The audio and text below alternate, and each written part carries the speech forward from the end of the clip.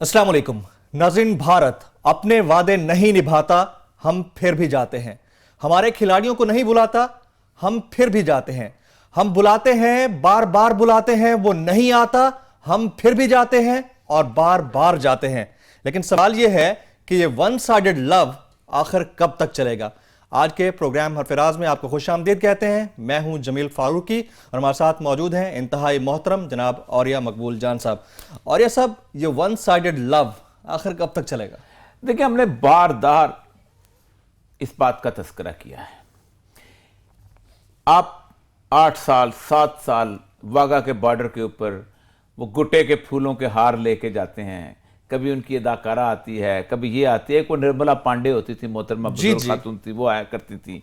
कभी वो जो क्या नाम है और मिला टूट कर आती है, मुझे अब नाम भी नहीं आता, मटूंडकर जो भी है वो आती है। आप ढोल लेके चले जाते हैं, आप जनाब कहते हैं ये लकीर तो खत्म हो जानी चाहिए, पता नहीं क्या क्या क्या कुछ करते हैं। 15-20 साल हमारे यहाँ के जनाब सैफमा भी और फलाना भी और ये भी और तकरीरें कर करके आपको दोस्ती करनी चाहिए, आपको ये करना चाहिए, आपको उनका चेहरे, मैं तो नाम लेने को तैयार, इम्तियाज आलम है अपना, और कितने कितने बड़े बड़े लोग हैं जो यहाँ पर उनका राग अलाप था। हमारे नवाज शरीफ साहब भी उनके दफ्तर में जाके थे, वो भी आलू गोश्त खाते हैं, हम भी आलू गोश्त खाते हैं। वो गोश्त नहीं खाते, उनको इतना नहीं पता, तो आलू तो खाते उन्हें, आलू गोश्त नहीं खाते वो, ठीक है। तो उसके बाद होता क्या है कि एक मैच कलकत्ता में इंडिया हारता है और स्टेडियम को आग लग जाती है। कई दफा ये मनाजर हमने देखे। उसके बाद अहमदाबाद के अंदर क्राउड के भागना शुरू हो जाता है जी। लेकिन इस ताजा रिसेंट पर्सपेक्टिव की मैं आपको बात बताऊं कि जिस वक्त पाकिस्तान में इसी लिबर्टी में श्रीलंका टीम के हमला हुआ है, और हमला श्रीलंका पे हुआ है, श्रीलंका हम खेल रही है, वो यहाँ आती है, हम भी जाते हैं जी जी। सबसे ज्यादा हिंदुस्तान ने प्रोपेगेंडा किया कि पाकिस्तान को टेस्ट क्रिकेट से आउट कर दिया जाए। यहाँ पर इसके यहाँ सेफ्टी नहीं है, यहाँ लोग नहीं आ सकते, इंटरनेशनल क्रिकेट से दूर कर दिया जाए। हालांकि दुनिया पूरी के अंदर रोज धमाके होते हैं, रोज बंदे मरते हैं, लोग पता नहीं क्या क्या होता है, लेकिन किसी मुल्क के साथ ये काम नहीं किया। उसके बाद बिग 3 की गेम रचाई उन्होंने, इंडिया, ऑस्ट्रेलिया और इंग्लैंड की, और उससे जान छुड़ाई पाकिस्तान ने किसी तरह से। जी। अच्छा, उसके बाद हुआ ये कि अब 2012 में हमारे ब्लाइंड टीम वहां गई जी, और ब्लाइंड टीम जो वहां पर खेल रही थी, खेल के जीती। जैसे ही वो जीती है तो उसके कप्तान को, जो एक बेचारा नाबीना आदमी था, गिलास के अंदर तेजाब डाल के पिला दिया गया। ये मेजबानी है उस भारत की। और जिस वक्त तो पिलाया गया और उसने जांच किया, ये सूरत हुई, तो पीसीबी खामोश, कोई नहीं बोला। जो भी चेयरमैन था पाकिस्तान था का, और उसको कहा कि नहीं, गलती से कभी ये पानी की जगह तेजाब भी गलती से पिलाया जाता है, ऐसी गलतियां कभी, डिटर्जेंट था उसमें। अच्छा, कहा गलती से। फिर उसके बाद 24 दिसंबर 2012 को हमारी फिर टीम वहां गई और हमने वहां जाके खेला और सब कुछ किया। कबड्डी के प्लेयर्स हमारे जाते हैं, वहां बदतमीजी होती है, ठीक है। हॉकी जीतने के ऊपर हमारे कुछ खिलाड़ियों ने उसमें शर्ट उतार दी थी, जैसे हम आम उतारे जाते हैं। ये मैराडोना होता था, शर्टें उतार के घूम रहा है, ये कर रहा है, बॉलर उतारते हैं, पूरी दुनिया में ट्रेंड है ये। बाकायदा एहतजाज किया गया और 2 खिलाड़ियों को बैन करवाया गया। जबकि गंगुली जो है जी, वो उसने शर्ट उतारी पाकिस्तान को हराने के बाद, आपको याद होगा। आप अंदाजा करें, जिल्लत और रुसवाई के बावजूद तमाम जगह से कहा गया कि बाइकाट करो, सारी टीम जो खिलाड़ियों को रहा था उसमें कहा गया, और वो खेल ही रुक गए, ठीक है। हर जगह आपको जलील और रुसवा किया जाता रहा। उसके बावजूद पता नहीं किस मुंह के साथ सरताज अजीज साहब गए। ब्लाइंड क्रिकेट टीम पे भेज रहे हैं आप जी। मैं इस पे आता हूं ना, भेज रहे हैं जी। सरताज अजीज साहब गए जी, हाँ बिल्कुल। प्रेस कॉन्फ्रेंस नहीं करने दी गई जी हाँ। ये 2 कदम पे अमृतसर है। सर, आपके पीसीबी ऑफिशियल्स नहीं गए थे? आप पीसीबी ऑफिशियल गए थे, शहरयार खान गए थे, औरतों और मर्दों के प्लेयर्स गए हैं, ठीक है। उसके बाद हमारे, मुझे समझ नहीं आती, हमारे अदाकार और हमारे ये जो लोग हैं, ये लोग ये जाते हैं, ये फवाद खान को भी, फवाद नाम है ना? जी, फवाद खान, उसको भी उछल कूद होती है, वो जाए। अभी तो मायरा खान आ रही है सर। अभी आफरीदी भाई ने कोई कमी की थी? हाँ, उसने भी कमाल किया। उसने सबसे ज्यादा प्यार मुझे इंडिया है जी, शोएब भाई जहाँ डांस करते हैं वहां जाके। जी नहीं, और कहा कि मुझे प्यार सबसे ज्यादा, ओ भाई, इस मुल्क ने तुम्हें पता नहीं क्या कुछ दिया जी। तुम वहां होते تو تمہارے ساتھ وہی اشور ہوتا. وہ کیا نام تھا اس کا, ذاکر تھا کیا, جو ٹیم کا کپتان بھی رہا ہے انڈیا کا, جی جس کے اوپر اتنے بڑے کنٹروورسیز پیدا کی. اظہر الدین کی بات, اظہر الدین. اب میں کرکٹ کی اس میں چونکہ میرا وہ ہے نہیں اتنا زیادہ, اظہر الدین, اس کے اتنی بڑی کنٹروورسی شروع کی کہ اس بیچارے کو زندگی گزارنا مشکل ہو گئی. بالکل صحیح. افریدی صاحب آپ وہاں پر ہوتے, آپ کا حشر کر دیتے, لگ پتا جاتا, یہ داڑھی رکھ کے, اور یہ تم وہاں بات کرتے جس طرح یہ بات اس نے کی تھی کہ انہوں نے کہا عورتوں کی کرکٹ ٹیم ہونی چاہیے. تو افریدی نے پتہ کیا کہا تھا, ہماری عورتیں جو کھانا اچھا پکاتی ہیں. وہاں انڈیا میں بات کر کے دیکھتا.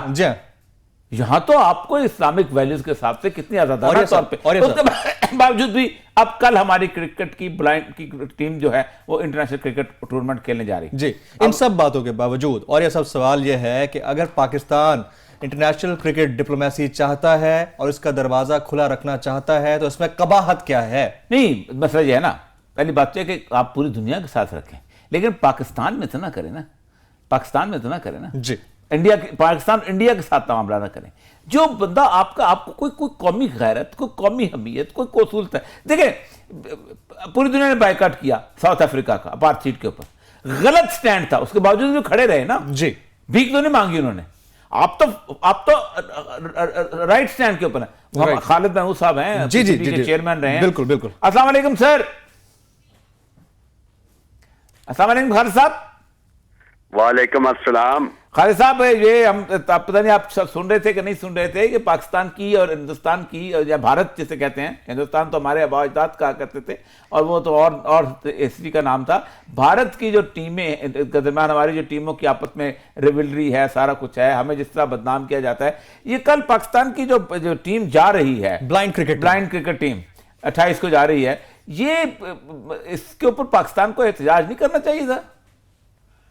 دیکھیں اوریا صاحب, میں آپ کی جرات اور دلیری کی داد دیتا ہوں کہ آپ اس موضوع پہ گفتگو کر رہے ہیں جس پہ گفتگو کرنے کا عام طور پہ کسی کو حوصلہ نہیں ہوتا.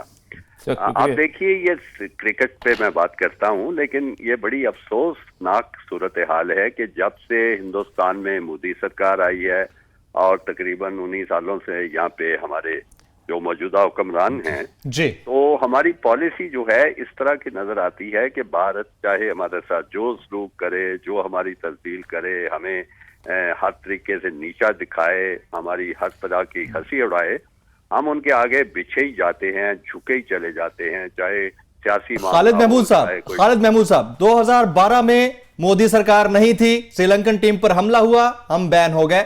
2012 کی بات ہم کرتے ہیں, 2012 میں معاملہ ہوا, تیزاب پلایا گیا ہمارے نابینا کھلاڑی کو, اس وقت مودی سرکار نہیں تھی. ہماری طرف سے کیا احتجاج آیا آپ کے سامنے ہے؟ بھارت ہر طرح کے, بھارت میں جو کوئی بھی آئے مودی ہوتا ہے. میں آپ کی بات کا جواب دیتا ہوں. سری لنکا پہ جو حملہ ہوا تھا 2012 میں, 2008 کی بات ہے, 2008 جی 2009 میں ہوا تھا. میں گزارش یہ کر رہا ہوں کہ پچھلے چند سالوں سے جو پالیسی کا فوکس ہے وہ ہے جو میں نے بیان کیا ہے, اور خاص طور پہ ہماری جو حکومت ہے اس کی طرف سے یہی نظر آتا ہے کہ ہر قیمت پہ ہندوستان کے ساتھ تعلقات جو ہیں وہ بہتر سے بہتر ہونے چاہیے, اور خاص طور پہ چاہے کچھ بھی سیاسی صورتحال ہو وہ تجارت ان کے ساتھ ہونی چاہیے. یہ تمام لوگ جانتے ہیں, اس میں کوئی شک و شبہ کی بات نہیں. اب رہ گیا سپورٹس کا معاملہ, تو سپورٹس کو بھی ایک سیاسی ہتھیار کے طور پر ہندوستان استعمال کر رہا ہے, وہ اپنے طریقے سے, اور ہم اسی سپورٹس کو ہندوستان کے قدموں میں جھکنے کے لیے استعمال کر رہے ہیں. بے شک ہمارے مختلف سپورٹس کی ٹیموں کے ساتھ جو معاملات ہیں وہ سب کے سامنے ہیں.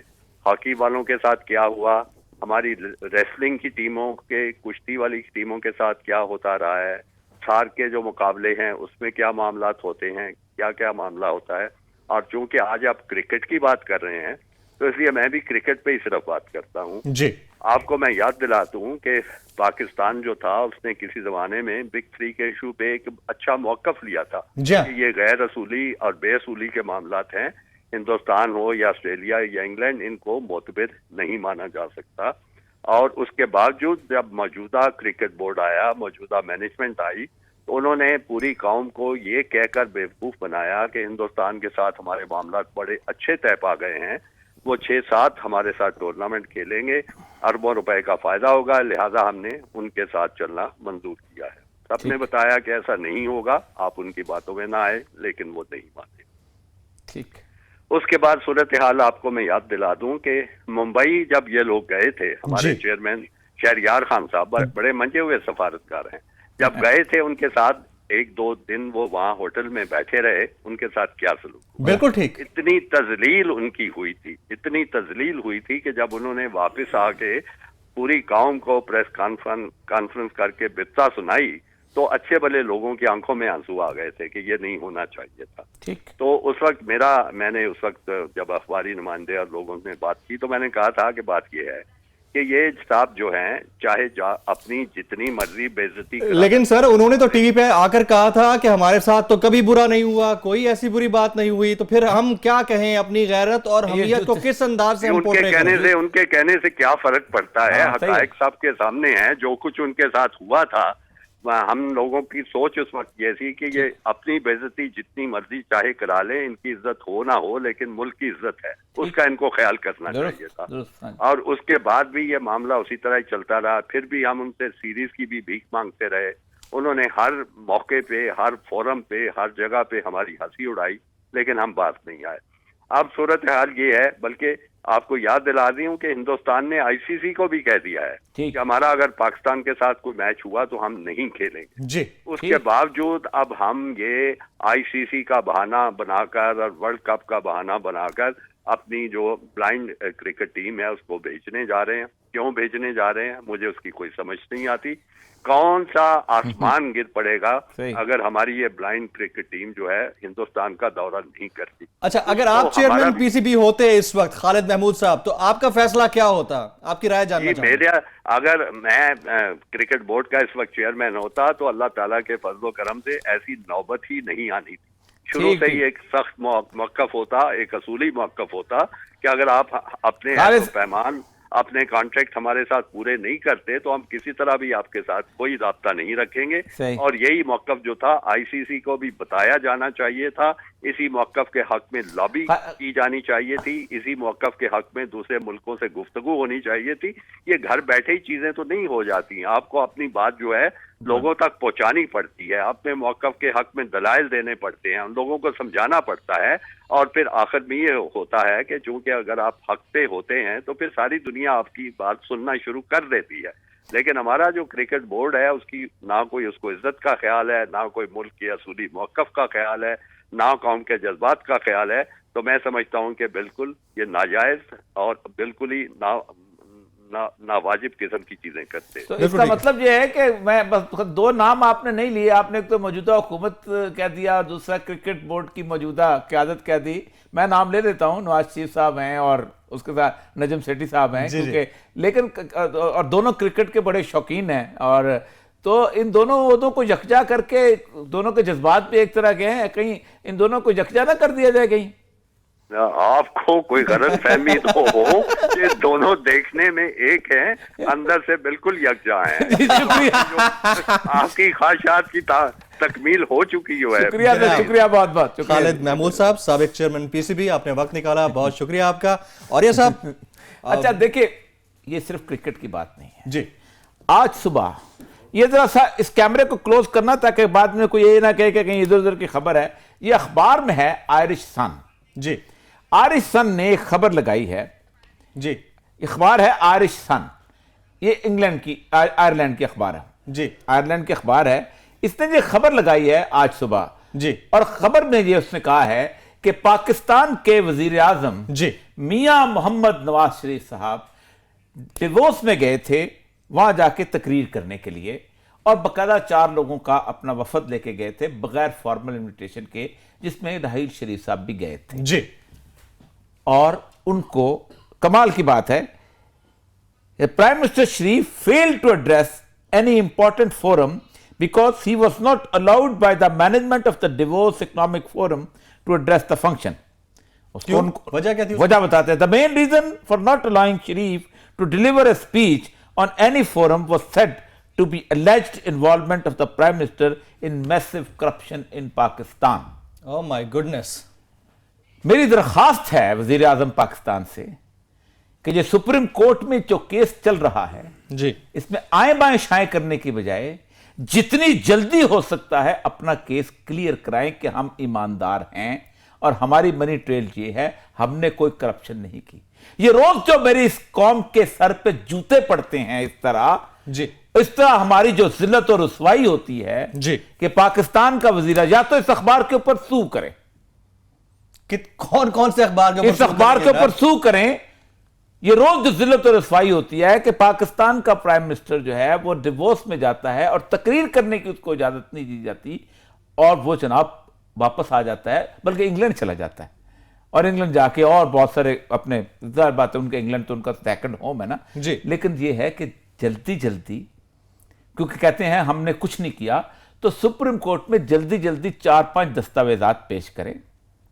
ایک تو مریم بی بی نے آج دستاویز اپنی دے دی ہے نا کہ میرے دستخط جعلی ہیں ڈاکومنٹ کے اوپر. سپریم کورٹ کو اب چاہیے کہ ان کو ایک ڈائریکٹ کریں مریم نواز کو کہ جس نے بھی یہ جعلی دستخط بنائے ہیں ICIG جی اس کے خلاف انٹرنیشنل کورٹ آف جسٹس میں کیس کرے کہ اس نے پاکستان کی رولنگ فیملی کو بدنام کیا ہے. اسلام آباد کے بارے میں کیس رجسٹر کرنے کی اجازت دی جائے تاکہ کیس رجسٹر ہو اور ان کو ڈائریکٹ کیا جائے کہ کل تم لوگ جاؤ اور جا کے ڈیفیمیشن کا کیس فائل کرو برٹش کورٹس کے اندر, چند ہفتوں کے اندر فیصلہ ہو جاتا ہے. رائٹ یہ کوئی مسئلہ نہیں یار, اس قوم کو آپ نے بیوقوف بنایا ہوا ہے, اس قوم کو سولی پر لٹکایا ہوا ہے. 10 مہینے ہو گئے یہ دستخط ہیں یہ دستخط نہیں ہے اور یہ خبریں ہمارے اوپر لگ رہی ہیں, ہماری روز ذلت و رسوائی ہوتی ہے. اور اس کے ساتھ ساتھ ہماری فورن پالیسی جو ہے وہ آپ پھر کہتے ہیں ہمیں آئسولیٹ کیا جا رہا ہے اور پھر حالت یہ ہے کہ کیا جاتا ہے. آپ جو سیریل المیڈا کا کیا کیس تھا کہ ہم کو آئسولیٹ اس لیے کیا جاتا ہے دنیا پوری میں کہ ہماری فوج جو ہے وہ الزام لگایا تھا وہ کانی گروپ کا ساتھ دیتی ہے, اور یہ آئسولیشن کیا ہے یار, یہ تو تھپڑ ہے تم لوگوں کے منہ کے اوپر, یہ آئسولیشن نہیں ہے. Absolutely right. ناظرین یہاں وقت ہوا ایک بریک کا. بریک کے بعد جب واپس آئیں گے تو ہم بات کریں گے مسلم پناہ گزینوں کے داخلے پر پابندی, اور ٹرمپ اس پر آج دستخط کریں گے, لیکن مسلمانوں کی امریکہ اور یورپ یاترا ختم ہو کے نہیں دیتی ہے. ایک بریک کے بعد.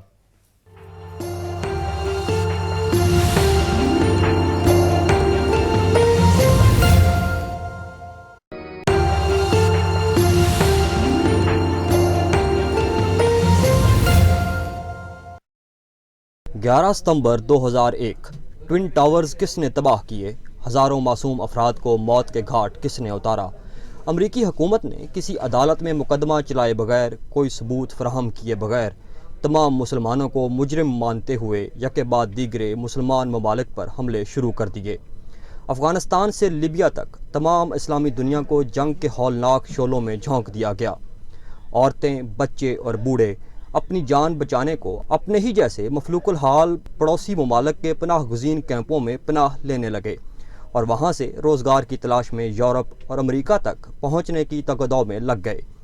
ان مہاجرین کو ریفیوجی لکھا جائے یا امیگرنٹ, اس بحث سے قطع نظر ان کے گھروں, دکانوں, کارخانوں اور کھیتوں کو امریکی افواج نے تباہ کیا تھا. جب ان مہاجرین نے امریکہ میں پناہ لینے کی کوشش کی, انہیں دہشت گرد کہہ کر گرفتار کیا جانے لگا. نو منتخب صدر ڈونلڈ ٹرمپ نے ایک قدم آگے بڑھتے ہوئے 7 مسلمان ممالک سے شہریوں کی امریکہ مہاجرت پر پابندی لگانے کا ارادہ ظاہر کیا ہے. اخباری اطلاعات کے مطابق جلد ہی اس ارادے کو قانون کی شکل دے دی جائے گی. ڈونلڈ ٹرمپ شاید اپنی تاریخ بھول چکے ہیں. 1492 میں کرسٹوفر کولمبس کے امریکی ساحلوں پر اترنے کے بعد سے 20ویں صدی کے اوائل تک یورپی مہاجروں نے 1 کروڑ ریڈ انڈین امریکیوں کو بے دردی سے چن چن کر قتل کیا. یہاں تک کہ 1920 کے اندازوں کے مطابق ان ریڈ انڈینز کی تعداد 1 کروڑ سے کم ہو کر محض 3 لاکھ رہ گئی. ٹریل آف ٹیئرز, وونڈڈ نی میساکار اور پائن رج امریکی تاریخ میں ظلم و جبر کے استعاروں کی حیثیت اختیار کر چکے ہیں. ریڈ انڈینز کو قتل کر کے زمین پر قبضہ کر لیا گیا تو کپاس اور گنے کے کھیت آباد کرنے کے لیے افریقہ سے 1 کروڑ 20 لاکھ سے زائد سیاہ فام افراد کو غلام بنا کر امریکہ لایا گیا. ان غلاموں میں اندازاً 30% مسلمان تھے. لاکھوں سفر کی صحبتوں کے بوجھ تلے زندگی کی بازی ہار گئے اور باقی ماندہ کو جنوبی امریکہ کی گرمی اور مشقت نگل گئی. محض $800 فی گز کے عوض فروخت ہونے والے ان غلاموں نے امریکہ کے کھیت اور فیکٹریاں آباد کیں, ریلوے لائنز بچھائیں اور پرشکو عمارات تعمیر کیں. شخصی آزادی کے علمبردار امریکہ میں یہ سیاہ فام آج بھی آزادی کے ذائقے سے ناآشنا ہیں۔ آج کے طاقتور اور ترقی یافتہ امریکہ کی بنیادیں ریڈ انڈینز اور سیاہ فام اقوام کی لاشوں پر تعمیر کی گئی ہیں۔ ڈونلڈ ٹرمپ جنگ زدہ مسلمان ممالک سے مہاجرین کی امریکہ میں پناہ پر تو پابندی لگا رہے ہیں، کیا وہ ان اسلحہ ساز فیکٹریوں اور امریکی افواج پر بھی پابندی لگائیں گے جنہوں نے ان ممالک کو کھنڈر بنایا ہے؟ کیا ڈونلڈ ٹرمپ ان 20,000 مسلمان ڈاکٹرز کو امریکہ سے بے دخل کریں گے جو سفید فام امریکیوں کو علاج معالجے کی سہولیات فراہم کر رہے ہیں، اور ان 800 فوجی اڈوں کو بھی بند کریں گے جو امریکہ نے اپنے عالمی قبضے کو برقرار رکھنے کے لیے دنیا بھر میں قائم کیے ہیں؟ Welcome back. مسلم پناہ گزینوں کے معاملہ اور پابندی، اور ٹرمپ آج اس پر دستخط کریں گے۔ امریکہ اس معاملے پر کیا سوچ رکھتا ہے، ٹرمپ کی کیا پالیسی رہے گی، بات کریں گے اوریہ صاحب سے۔ اوریہ صاحب، ہمارے جو مسلمان پناہ گزین ہیں وہ بھی تو بھاگتے ہیں اب امریکہ اور یورپ کی طرف، ان کو بھی تو مسلمان ملک نظر نہیں آتے نا۔ دیکھیں، پہلی بات تو یہ ہے کہ امریکہ کو بنیادی طور پر شرم آنی چاہیے بات کرتے ہوئے بھی کہ وہ مہاجرین پر پابندی لگائے گا۔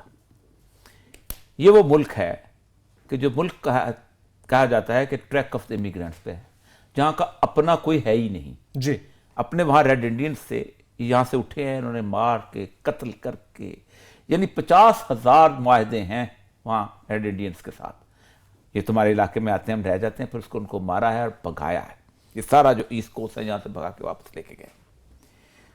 اس کے بعد امریکہ بنیادی طور پر ٹرمپ کچھ چیزیں جو ہیں وہ سمجھتا ہے اور کچھ چیزیں ریٹیلیشن میں کر رہا ہے۔ اچھا، ایک وہ یہ سمجھتا ہے کہ اس امریکہ میں یہ جو سرمایہ داروں کا ٹولہ ہے، جی، یہ اپنی ساری مصنوعات باہر دنیا میں سے بنواتا ہے۔ ٹھیک، سوٹ آپ سے بنوا لیا، گندم آپ سے لے لی، چاول آپ سے لے لیے، کھانا آپ سے لے لیا، پین آپ سے بنوا لیا، اور خود صرف اسلحہ بناتا ہے۔ اور وہ نام چومسکی ایک بہت بڑا مفکر ہے ان کا، وہ کہتا ہے مینوفیکچرنگ کانسنٹ، اور اس اسلحے کو بیچنے کے لیے وہ کچھ دشمن پیدا کرتا ہے اور پوری قوم کو بتایا جاتا ہے کہ یہ تمہارے دشمن ہیں۔ رائٹ۔ 30 سال تک پورے امریکہ کو اور یورپ کو یہ یاد دلایا جایا گیا بار بار کہہ کر کہ کمیونسٹ تمہارے دشمن ہیں، کمیونزم آ گیا تو تمہاری بیویاں بھی مشترکہ ہو جائیں گی، کمیونزم آ گیا تو تمہاری فیکٹریاں چلے جائیں گی، تمہارے گھر چلے جائیں گے، تمہیں ایک طرح کا لباس پہننا پڑے گا، تمہیں وہ جو اتنے فضول لطیفے ریڈر ڈائجسٹ میں بنا کے خوف شکار کیا۔ رائٹ۔ اور اس کے اندر اسلحہ بیچا گیا۔ کس کو بیچا گیا؟ ویتنام کو، جنوبی ویتنام کو بیچا گیا، ویتنام تک، جی جی، جنوبی کوریا کو بیچا گیا کہ نارتھ کوریا تمہارے پر ہے، لیٹن امریکہ کے ڈکٹیٹروں کو بیچا گیا، چانگ کا شیخ کو چائنا میں بیچا گیا، کہاں کہاں اسلحہ نہیں بیچا گیا، اور کہاں کہاں انسانوں کو قتل نہیں کیا گیا۔ اور اس سے کیا ہوا کہ امریکہ کی اکانومی جو ہے وہ فلرش کی۔ فرسٹ ورلڈ وار میں $40 بلین امریکہ نے اس وار سے بنایا۔ کمال کی بات یہ ہے جی، کہ شام ہو، عراق ہو، افغانستان ہو، ان سب کے مہاجرین جو ہیں یہ اپنے پڑوس کے اسلامی ملکوں میں جا کر آباد ہوتے ہیں۔ رائٹ۔ کوئی مغرب کا ملک، میں پاکستان کے تمام سیکولرز کو چیلنج کرتا ہوں، کھڑے ہو کے باتیں کرتے ہیں ٹیلی ویژن پہ بیٹھ کے، پتہ نہیں کیا، وہ دیکھو جی جرمنی پناہ دیتا ہے، وہ دیکھو جی اپنا انگلینڈ پناہ دیتا ہے۔ کوئی دنیا کا ملک مسلمان ملکوں سے زیادہ مسلمانوں کو پناہ نہیں دیتا۔ 30 لاکھ افغان مجاہدین ہم نے رکھے، 20 لاکھ بنگالی ہم نے رکھے، 20 لاکھ ترکی میں اس وقت شام کے لوگ بیٹھے ہوئے ہیں، اتنے زیادہ ہیں کہ 1,80,000 بچے وہاں پیدا ہوئے ہیں، جنم دیا ہے۔ جی ہاں، 15,000 بندے جرمنی میں چلے جاتے ہیں، اور ادھر کھڑا ہو کے میرا سیکولر کہتا ہے او جی اینجلا مرکل کو دیکھو۔ اتنے بے غیرت ہیں یہ لوگ جو وہاں جاتے ہیں مسلمان ملکوں کو چھوڑ کے۔ سید الانبیاء صلی اللہ علیہ وسلم نے فرمایا جس شخص نے کسی ایسے ملک میں رہائش اختیار کی جہاں مشرک آباد تھے اور ان میں گھل مل کے رہا، قیامت کے دن میرے اوپر اس کا کوئی حق نہیں ہے۔ یہ کیوں جاتے ہیں وہاں پر؟ یہ اس لیے نہیں جاتے کہ یہ پناہ لینے جاتے ہیں، یہ وہاں عجیب و غریب مستقبل میں جاتے ہیں۔ میں ابھی 8 ملک یورپ کے گھوم کے آیا ہوں، پاگلوں کی طرح، یعنی آپ اندازہ کریں ترکی کے اندر، اسپین کے اندر اور اٹلی کے اندر फाकों में रह रहे होते हैं। आप अंदाजा करें, वो जो नहीं होता ऑयल टैंकर जो होता है, उस टैंकर के अंदर बंद होकर सफर करते हैं और वहां उनको तनख्वाहें कुछ ज्यादा नहीं मिल रही होती, सिर्फ माहौल, इर्द गिर्द लड़कियां हैं, बार है, फलां है, ये है, थोड़ी सी तनख्वाह है, और ताने सुनते हैं, जिल्लतें सुनते हैं, रुसवाइयां सुनते हैं, आंखें घूर रही होती हैं इनको कि कहां से आ गए हो तुम। इंग्लैंड के अंदर मैं उस दिन वहां बैठा हुआ था, आयरलैंड के अंदर एक जगह पे, जी, स्कॉटलैंड के अंदर, तो स्कॉटलैंड के उसके बंदे ने कहा, कहता हमें देख के गुस्से से घूरते हैं और हमें लगता है कि हम वापस स्पेन की तरफ आ जाएंगे। इतने से लोग जो कि यूरोप के अंदर बैठे हुए, आपकी 90% लोग जो आज भी काम करने के लिए उनको मजदूरी मिलती है कहां, गल्फ में, जी, वहां जाके यूएई में, जी। लेकिन ख्वाहिश पता क्या होती है, नहीं मैं अपना पासपोर्ट जो है वो फेंकूं और वफादारी का ऐलान करूं क्वीन ऑफ इंग्लैंड के साथ, जी, वफादारी का ऐलान करूं। आप पढ़ें, वो हल्फ पढ़ें जो हल्फ उठाया जाता है कि मेरी अपने पुराने ओरिजिन के साथ मैं अपने मुल्क के साथ तमाम वफादार, हल्फ उठाते हैं। फिर उनसे पूछो ना कि तुमने हल्फ क्यों उठाया था, तो कहते हैं नहीं वो तो हमने वैसे बात करते, वो तुम अल्लाह को हाजिर नाज़िर जान कर हल्फ उठाते हो। और जिस तरह वो कभी अमेरिकन सेरेमनी देखें, ऐसे अमेरिकन को मिलता क्या है सर? कुछ नहीं। अच्छा, मैं अब आज कहानियां सुनाना शुरू कर दूं जो लोग वहां आबाद हुए हैं, जो उनके खानदानों के साथ बीती है। 8% बर्मिंघम में मुसलमान हैं, पाकिस्तानी हैं जी, और 38% जेल में हैं जी। कोई नारकोटिक्स में जेल में है, तो किसी जगह जेल में है, तो कोई मोलेस्टेशन में जेल में है। चंद सक्सेस स्टोरियां सुनाते हैं मेरे यहां के जर्नलिस्ट खड़े होके। 20 लाख तुर्की में हैं, मैं आज बताता हूं, शाम के मुहाजिरीन। ये 20 लाख अगर यूरोप के किसी मुल्क में गए होते, तूफान आ जाता, लेकिन एक बच्चे की तस्वीर उठा के पाकिस्तान का बरस, जो अंग्रेजी बोल बोल के जिनको जलाब लगे होते हैं अंग्रेजी के, वो देखें अंजेला मर्कल मुसलमान को पनाह नहीं देता, तुम्हें शर्म आनी चाहिए। सऊदी अरब ने पनाह दिया 6 लाख उनको शामी उनको अपना मुहाजिरीन को, मिस्र ने पनाह दी है, ईरान ने 20 लाख अफगान रिफ्यूजीज को रखा है, ताजिकिस्तान में वो गए हैं, उज्बेकिस्तान में वो गए हैं, इन दिनों में जा रहे हैं, राइट, सऊदी अरब में गए हैं, लेकिन बेघरतों की तरह। और मैं भी फ्रांस में देख के आया, मैं भी फ्रांस में देख के आया, शांजेलीजे से आगे जब आप निकलते हैं, वो जिस जगह वो उसके वो जो है टावर है, कौन सा, एफिल टावर के साथ एक जगह उनकी जो मेट्रो ट्रेन है वो हाई बुलंद हो जाती, जैसे हमारे यहाँ जी नवाज शरीफ साहब को शौक है, उन्होंने बुलंद बनाई ऊपर, वो बुलंद, उसके नीचे शाम के मुहाजिरीन वहां बैठे हुए थे जी। मैं उनसे पूछना शुरू किया, तुम यहां कैसे आए? कोई जवाब नहीं था। बेहतर मुस्तकबिल के लिए आए हैं। $25 बिलियन तुर्की ने इन मुहाजिरीन पर खर्च किया है जी, लेकिन तुर्की मुसलमान मुल्क है,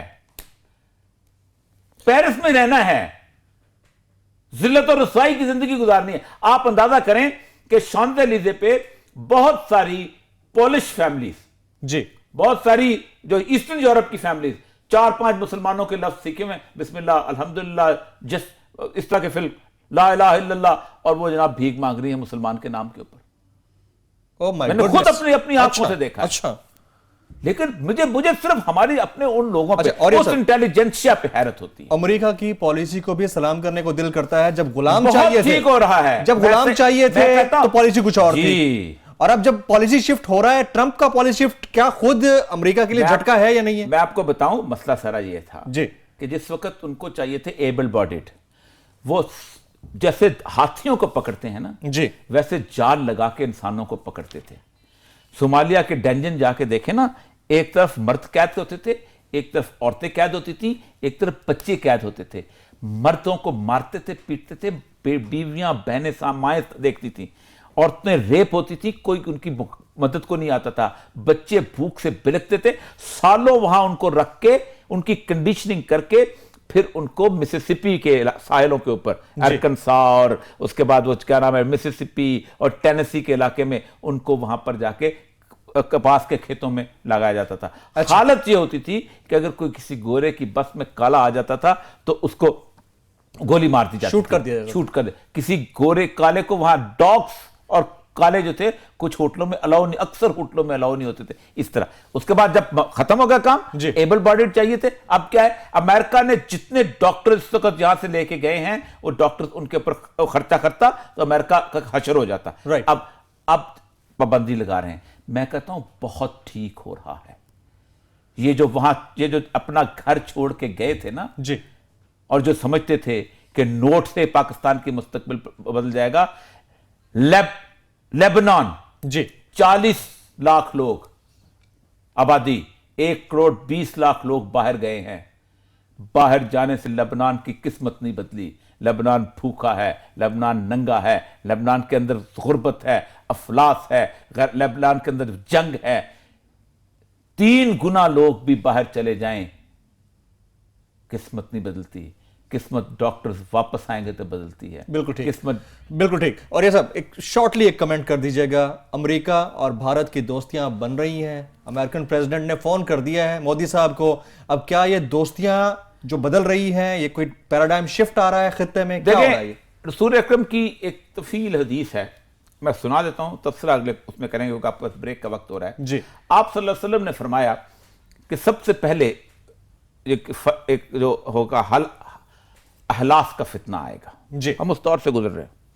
احلاس کا فتنہ ہو جائے گا کہ لڑو اور بھاگ جاؤ. اچھا, یہی ہو رہا ہے. جی بالکل ٹھیک. ادھر لڑے بھاگ. اس کے بعد فرمایا سسرا کا فتنہ آئے گا. صحابہ نے پوچھا یا رسول اللہ سسرا کیا ہوتا ہے؟ فرمایا یہ فتنہ میرے ایک اہل بیت کے شخص کے پاؤں کے نیچے سے نکلے گا. وہ خود کو اپنے آپ کو اہل بیت کہے گا, حالانکہ وہ غلط اہل بیت میں نہیں ہوگا. اچھا, کیونکہ میرے اہل بیت کے لوگ جو ہیں وہ تو متقی اور پرہیزگار ہوتے ہیں. رائٹ. پھر اس کے بعد فرمایا کہ ایک ایسا فتنہ ہے, یہ سسرا کا فتنہ ایسا ہوگا کہ آدمی جو ہے دن کو کافر ہوگا اور رات کو مسلمان ہوگا. یعنی دن کو ان کے ساتھ کاروبار کرے گا, رات کو کہیں نمازیں پڑھے گا. ٹھیک ہے. پھر فرمایا وہ فتنہ آنے والا ہے جب دنیا 2 خیموں میں بٹ جائے گی. ایک طرف پورے کا پورا اسلام ہوگا اور ایک طرف پورے کا پورا کفر ہوگا. رائٹ. اب منافقت کی گنجائش ختم ہو گئی. اب تم نہیں بنو گے ان کیسے تو تھکے مار کے نکال دیں گے. بالکل ٹھیک ہے, جیسے تم کو اسپین سے نکالا گیا. Right, absolutely right. ناظرین, اوریہ صاحب کا کمنٹ آ گیا. یہاں پر وقت ہوا ایک بریک کا. بریک کے بعد جب واپس آئیں گے تو آپ کی لائیو کالز آج کے موضوع پر ہی بات کیجیے گا. ہمارے ساتھ رہیے گا.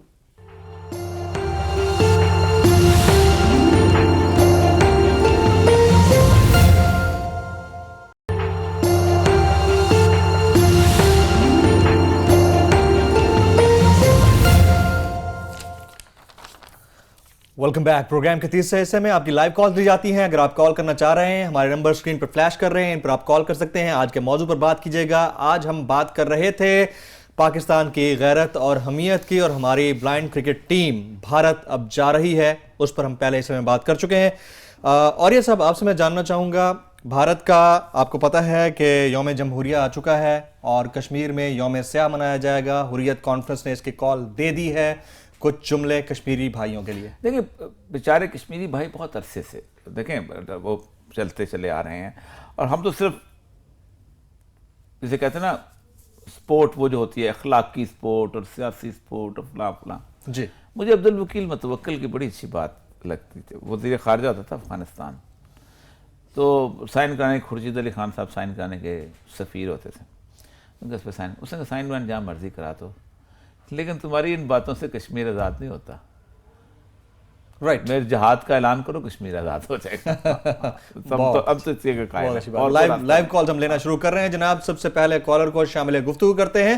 السلام علیکم جی, کون کہاں سے؟ وعلیکم السلام, میں زوہا نور بات کر رہی ہوں لاہور سے. جی زوہا, کہیے. سر, میرا پہلا کوشچن ہے, جو ڈونلڈ ٹرمپ کی پالیسیز ہیں بے شک بہت سخت ہیں, لیکن کتنا اچھا ہو گیا کہ سب کچھ کھل کے سامنے آ گیا. اور یہ صرف ڈونلڈ ٹرمپ کا آئیڈیا نہیں ہے, یہ پوری امریکی عوام کا انتخاب ہے جو ڈونلڈ ٹرمپ ہے. کوئی ڈکٹیٹر نہیں ہے جو اٹھ کے آ گیا.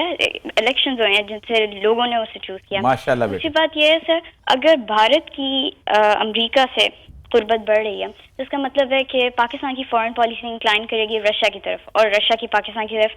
لیکن اس میں یہ جو ہنڈرنس ہے سیرین کرائسس کی, اس سے رشیا کس طرح وڈرا کرے گا, اگر کرے گا تو وہ اس کا کیا؟ میں بتاتا ہوں. دیکھیں, رشیا کو تو بیسیکلی اگر رشیا کو گوادر پورٹ ملتی ہے تو اس کو پھر سیریا کی پورٹ کی ضرورت نہیں رہے گی. جی, he will withdraw the Syria. Right, इसलिए कि रशिया को सीरिया की पोर्ट इसलिए चाहिए कि वो वहां पर उसका एक्सेस बनता है। जी लेकिन अगर रशिया का तो मसला यही है ना, जी जी जी बिल्कुल, वार्म वाटर्स का मसला है। Yes. तो अगर गवादर का एक्सेस उसको मिल गया तो रशिया वहां पर बेसिकली सिर्फ अमेरिकन उसकी वजह से जा रहा है, और वो बहुत कंप्रोमाइजेस किए हैं उसने जी। अमेरिकन ने मिल के, बेसिकली अमेरिकन ने और रशियंस ने वहां मिल के वहां पर मुसलमानों को मारा है, हलब में और बाकी जगहों पे, और एक स्ट्रेटेजिक सूरत हाल में, ठीक मारा। लेकिन एक बात बताऊं कि मेरा ख्याल ये है कि रशिया, क्योंकि ईरान जो है वो इंडिया ईरान अमेरिका नेक्सस बनना ही बनना है, बिल्कुल बन चुका हुआ है। इराक काफी हद तक, ईरान अमेरिका, ईरान इराक में है, ईरान इराक में है, कहां से निकलेगा? अमेरिका अफगानिस्तान में है, ईरान अफगानिस्तान में है, कहां निकलेगा? इंडिया इराक में है, इंडिया ईरान में है, इंडिया उसमें कहां से निकलेगा? कहीं ना कहीं से तो निकलना पड़ेगा ना उसको, ठीक है? तो पाकिस्तान का ट्रायंगल, पाकिस्तान देखो, रशिया की सूरत हाल ये बनेगी कि मैं एक कुरान पाक की एक आयत है जी, बड़ी कमाल वाले तजदन्ना वाली, हमने उसके ऊपर शायद बात बात कि आप के दुनिया में जो शदीद तुम्हारे मुखालिफ होंगे ना जी, और तुम जानते रहोगे, बार बार जानते, उनमें या तो यहूदी होंगे या फिर वो लोग जो खुला शिरक करते हैं। और खुला शिरक कौन करते हैं? हिंदू, और कोई नहीं करता, बाकी छुपा के करते हैं, ओपन एंडेड, बाकी रीजन देते हैं, ठीक। लेकिन बेहतरीन तुमसे लोग वो होंगे कि जो कि अपने आप को ईसाई कहलवाना पसंद करेंगे। वेस्ट जितना भी है ना, जो कि कैथोलिक हैं, वो अब ईसाई कहलवाना छोड़ चुके हैं। वो they are American, they are nationalist हो गए जी जी, nationalist, they are French, they are Belgian, they are फला, इवन एंग्लिकल चर्च हो गया ना जी। हाँ, तो ये वो सारे उनके साथ मिलके। लेकिन ये जो लोग हैं ना, ये इस दफा रिवाइवल हुआ है क्रिश्चियनिटी का, ये जो ऑर्थोडॉक्स क्रिश्चियन, ये रासिखुल अकीदा, ये वाहिद क्रिश्चियंस हैं कि जिन्होंने क्रूसेड्स में, सलीबी जंगों में भी हिस्सा नहीं लिया था जी। ये ग्रीक से आए थे, बेसिकली वहां से माइग्रेट करके आए थे, और ये बाज़ंतीनियन जो इनका चर्च था, इसको बकायदा पोप ने तबाह किया था। तो अब जो रशिया है, रशिया के अंदर क्रिश्चियनिटी का रिवाइवल हो गया, 12,000 चर्च हर साल वहां पर बन रहे हैं। उनके यहाँ वो मामला खत्म हो गया जो एथियस्ट। रशिया, पाकिस्तान, चाइना, ये एक बड़ा सा क्लैन बनेगा, और उसके अंदर रशियन स्टेट्स भी आएंगी, जो कि ताजिकिस्तान, उज़्बेकिस्तान, किर्गिस्तान। कॉलर ले लेते हैं जनाब, एक और कॉलर हमारे साथ मौजूद है। अस्सलाम वालेकुम जी, कौन कहां से? अस्सलाम वालेकुम। अस्सलाम वालेकुम। वालेकुम जनाब, कौन साहब कहां से? वलीद माविया पिंडी से बात कर रहा हूँ जी। जनाब कहिए, क्या कहेंगे? वलीद माविया पिंडी से। जी फरमाइए। वलीद साहब फरमाइए, क्या कहेंगे? सबसे पहले ओरिया साहब को मैं सलाम पेश करता हूँ। उसके बाद मेरी एक 2 दिन पहले आपने प्रोग्राम किया था कि ओरिया साहब के घर का मसला है ना, तो ओरिया साहब को अल्लाह पाक ने बहुत इज्जत दी है, उनको इस घर की जरूरत नहीं है, उनका ठिकाना जन्नत है। और उनको ऐसे, ये दुनिया उनके लिए, अल्लाह पाक खुद फरमाते हैं कि मेरी नजर में इसकी मच्छर के पर के बराबर भी इसकी कोई वक़्त नहीं है दुनिया की। ओरिया साहब की तो बात कोई उनके लिए अल्फाज नहीं है मेरे पास। दूसरा मेरा सवाल ये है कि ये जो हम तो इंडिया की लौंडी बने हुए हैं ना, पाकिस्तानी हुकूमत जो है। और तीसरी बात मेरी ये है कि और ये साहब से खुसूसी गुजारिश है कि ये जो मौलाना हसन तारिक शहीद रहमतुल्लाह अलैह के बेटे आज साल से लापता है, कोई उनके बारे में कोई बात नहीं कर रहा है, इस पे भी गुफ्तगू करेंगे। बिल्कुल ठीक है, आपका पॉइंट आ गया जनाब, बहुत शुक्रिया जी। ये आजम, जब हमने तो इसी प्रसंग में बात की, आजम तारिक की उनके बेटे को उठा के ले गए हुए हैं जंग से, और इससे और बहुत सारे लोग हैं। हम किस दिन करेंगे इंशाल्लाह कि पाकिस्तान के अंदर टोटल मिसिंग पर्सन का मसला क्या है। राइट, तो एक और चीज के बारे में आखिर में मुझसे याद करवाइएगा, आखिर में एक दुआ हमने करवानी है। राइट, बिल्कुल ठीक है, एक और कॉलर को शामिल करते हैं जी। अस्सलाम वालेकुम। वालेकुम जी, आप अपने टेलीविजन सेट का वॉल्यूम बंद कर लीजिए, बल्कि कॉल ड्रॉप हो गई है। आपसे गुजारिश है, आप तमाम कॉलर से अगर आप कॉल कर रहे हैं तो आपसे गुजारिश ये है कि जनाब अपने टेलीविजन सेट का वॉल्यूम म्यूट कर लिया करें, बहुत जरूरी है। और ये सब ये फरमाइएगा कि पाकिस्तान की फॉरेन पॉलिसी क्या अब बिल्कुल डिफरेंट होने जा रही है पहले से? बरक्स होगी? पहली बात तो यह है कि देखिए, पहले हमें किसी और हवाले से हमारे खिलाफ खबरें लगती थी जी, हम उसामा बिन लादेन को सपोर्ट करते हैं, हम तालिबान को सपोर्ट करते हैं, हम हक्कानी ने। अब रोज खबर क्या लगती है? हम करप्ट हैं। और करप्ट कौन किस वाले से लगती है? प्राइम मिनिस्टर के हवाले से। जी जी, जाहिर है। मैं ये कहता हूं कि ये यार जल्दी खत्म करो, 1 हफ्ते के अंदर। अल्लाह करे कि हमारे वज़ीर-ए-आज़म नवाज शरीफ जो हैं ये बरी हो जाएं, अल्लाह करे, अगर वाकई ऐसे हैं तो जी। بالکل ٹھیک ہے, اللہ تعالیٰ جو ہے نا وہ بالکل ٹھیک, اللہ کرے اللہ عادل بھی تو ہے, آپ کی بات سنی جائے, اللہ عادل بھی تو ہے نا. ایک اور کالر کو شامل کرتے ہیں. جی السلام علیکم. السلام علیکم. السلام علیکم. وعلیکم السلام جناب, کون کہاں سے؟ جی عاقل بات کر رہا ہوں کراچی سے. جی عاقل صاحب فرمائیے کیا کہیں گے؟ سر میں یہ کہوں گا کہ یہ نواز شریف یا یہ حکمران طبقہ جو ہے, آپ اس کو یہ علاق و متجاثر و حتی زرتم المقابر ویل اللہ کل ہوں مزتن لو مزتن اللذی جمع مالا ہوں, ان کو اس طرح کی کیوں بات یہ نہیں بتاتے تاکہ انہیں یک آخرت یاد آئے, کچھ اللہ کا خوف یاد آئے کہ خلق خدا کس عذاب میں زندگی گزار رہے ہیں. میں آپ کو بتاؤں ان کے لیے ایک آیت اور بھی ہے. اللہ کہتا ہے کہ یمدہم فی طغیانہم یامہون صم بکم عمی فہم لا یرجعون. اللہ کہتا ہے کہ جب ہم ان کے دلوں پہ, کانوں پہ, آنکھوں پہ موریں لگا دیتے ہیں تو پھر وہ ان کے حال پہ چھوڑ دیتے ہیں. تو قوم کا بھی یہی حال ہے؟ نہیں, قوم نے تو اس لیے دیکھیں حضرت رسول اکرم صلی اللہ علیہ وسلم نے فرمایا جی کہ حضرت موسیٰ سے ان کے لوگوں نے پوچھا کہ ہمیں کیسے پتہ چلے گا کہ اللہ ہم سے راضی ہے اور اللہ ہم سے ناراض ہے. کہا جس وقت اللہ تم سے راضی ہوتا ہے تو تم پر بہترین حکمران مسلط کرتے ہیں جو ایماندار ہوتے ہیں, جو انصاف کرتے ہیں, جو تمہارے اندر نیکیاں بانٹتے ہیں, سارا کچھ تمہیں خوشحال کرتے ہیں. اور جب تم سے ناراض ہوتا ہے تو تم پہ بدترین حاکم مسلط کرتے ہیں جو تمہارے اندر سے شرفاء کو ذلیل کرتے ہیں اور ذلیل لوگوں کو تمہارے اوپر مسلط کرتے ہیں. اللہ اکبر. ایک اور کالر کو شامل کرتے ہیں. جی السلام علیکم. وعلیکم السلام, میرا نام سعید ہے, میں کراچی سے بات کر رہا ہوں. سعید صاحب فرمائیے کیا کہیں گے؟ پہلے تو میرا اوریس سب کو بہت سارا سلام. جی وعلیکم السلام. اور ان کے لیے بہت ساری دعائیں, اللہ تعالیٰ انہیں لمبی زندگی دے, خوش رکھے. ہمارے لیے ایک بہت بڑا سرمایہ ہے ہمارے ملک کا. جی سوال کیجئے گا, سوال کیجئے گا. جی فرمائیے, جی فرمائیے, جی فرمائیے. اچھا سن رہے ہیں آپ مجھے؟ اچھا یہ سب, میرا نام سعید ہے اور میں اس وقت ایک ہفتہ ہوا انگلینڈ سے آیا ہوں. جی جی. اور میں انگلینڈ نیشنل ہولڈر ہوں. آپ نے تھوڑی دیر پہلے ہمارے بارے میں تھوڑا سا تذکرہ کیا تو تھوڑا سا دکھ ہوا ہے مجھے. تو نہیں میں آپ کو عرض کروں, نہیں میں نے آپ نہیں, میرا داماد بھی اس میں شامل ہے, میں نے اس کو بھی دکھ ہوا ہوگا یقیناً, یہ کوئی مسئلہ نہیں. دیکھیں ایک بات یاد رکھیں, آپ جیوز وہاں رہتے ہیں, آپ نے دیکھا ہوگا اس معاشرے میں گھل مل کے نہیں رہتے. میں نے رسول اللہ صلی اللہ علیہ وسلم کی حدیث سنائی ہے, آپ نے فرمایا گھل مل کے مت رہو. جی, اور بہت امپورٹنٹ. میں وہاں رہا ہوں, ہم نے وہاں مسجدیں بات کی ہیں, اللہ کا نام لیا ہے. اچھا ایک اور میں عرض کروں, ایک اور چیز عرض کروں, ایک اور 4 چیزوں کی وجہ سے آپ وہاں رہ سکتے ہیں. ٹھیک ہے, اگر نیت بدل لیں آپ. پہلی نیت یہ ہے کہ آپ تبلیغ کے حوالے سے رہیں. ٹھیک ہے. نمبر 2 آپ تعلیم کے حوالے سے رہیں. نمبر 3 آپ کاروبار کے حوالے سے رہیں. اور چوتھا تو آپ کریں گے نہیں, وہ جہاد کے حوالے سے ہوتا ہے. بہت شکریہ سعید صاحب. سعید صاحب thank you very much for your call. ہمارا مقصد قطعی کسی کی دل آزاری نہیں ہے, اس کو پازیٹیو لیجئے. نہیں میں بات کھل کے کرنی چاہیے کہ میری بات سنیں. آپ کیوں ذلیل رسوا ہو کے نہیں کر رہے؟ اسی لیے نہیں کر رہے ہیں نا ہم لوگ. جی جی, اسی لیے تو وہاں کے حالات خراب ہو رہے ہیں نا. Absolutely right. دیکھیں میں مسئلہ یہ ہے کہ ہم حق سچ نہیں بولتے. حق سچ اس لیے نہیں بولتے کہ وہ جو لوگ ہمارے یہاں آتے ہیں وہ ظاہر بات ہے ہمارے لیے تحائف بھی لے کے آتے ہیں, ہمارے بچوں کو بھی پالتے ہیں, اپنے والدین کی بھی خدمت کرتے ہیں, سب کچھ کرتے ہیں, لیکن وہ جس کرب سے گزر رہے ہوتے ہیں وہ بہت تکلیف دہ. اس میں کوئی شک نہیں ہے. لاسٹ کال ہم شامل کرتے ہیں. جی السلام علیکم. جی وعلیکم السلام. کون کہاں سے؟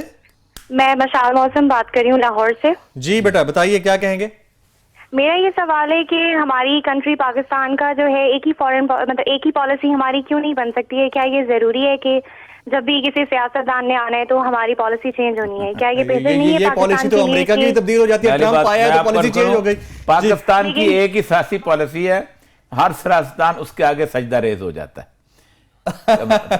آخر میں ایک دعا, ہم نے بہت کچھ عرصہ پہلے ایک بات کی تھی کہ کچھ اہل نظر جو ہیں, یہ جو موجودہ بارشیں ہیں, میں نے خود 1-1.5 ہفتہ پہلے, بلکہ 3-4 ہفتے پہلے آپ نے بتایا کہ میں نے کہا بارشیں آنے والی ہیں, اور اہل نظر سمجھتے ہیں کہ ان بارشوں میں کچھ خوف چھپا ہوا ہے. جی, اور رسول اکرم صلی اللہ علیہ وسلم جب بارش آتی تھی آپ پریشان ہو جاتے تھے اور کہتے تھے کہ جب تک کہ برس نہ جائے اس وقت تک وہ دعا کرتے رہو.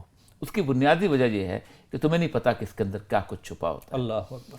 اور ہمیشہ کہا کرتے تھے اللہ تعالیٰ ہمیں ایسی بارش عطا فرما کہ جو خیر کی بارش ہو. یہ جو بارشوں کا ایک سلسلہ چلنا شروع ہوا ہے, اس کے بارے میں میری دعا ہے کہ اللہ تعالیٰ اسے خیر کی بارشوں میں بدل دے. اور پوری قوم سے میں درخواست کرتا ہوں کہ دعا کریں کہ اللہ تبارک و تعالیٰ ان بارشوں کو خیر کی بارشوں میں بدل دے. کیونکہ میں نے بڑے بڑے متقی، کیونکہ رسول اکرم صلی اللہ علیہ وسلم کی ایک حدیث ہے اتقوا فراست المومن انہ ینظر بنور اللہ، مومن کی فراست سے ڈرو، وہ اللہ کے نور سے دیکھ رہا ہوتا ہے. میں نے ان لوگوں کو خوف میں مبتلا دیکھا ہے. اللہ کرے کہ یہ بارشیں بہتر ہوں. دعا کیجئے، مساجد میں دعا کیجئے اللہ تعالیٰ انہیں خیر کی بارشوں میں بدل دے. اللہ تعالیٰ انہیں خیر کی بارشوں میں بدل دے. ناظرین آج کے پروگرام میں اتنا ہی. اگر آپ فیڈ بیک دینا چاہیں تو فیس بک اور ٹویٹر پر ہمیں جوائن کر سکتے ہیں. آج کے اس پروگرام سے جمیل فاروقی اور اوریہ مقبول جان کو اجازت دیجیے گا.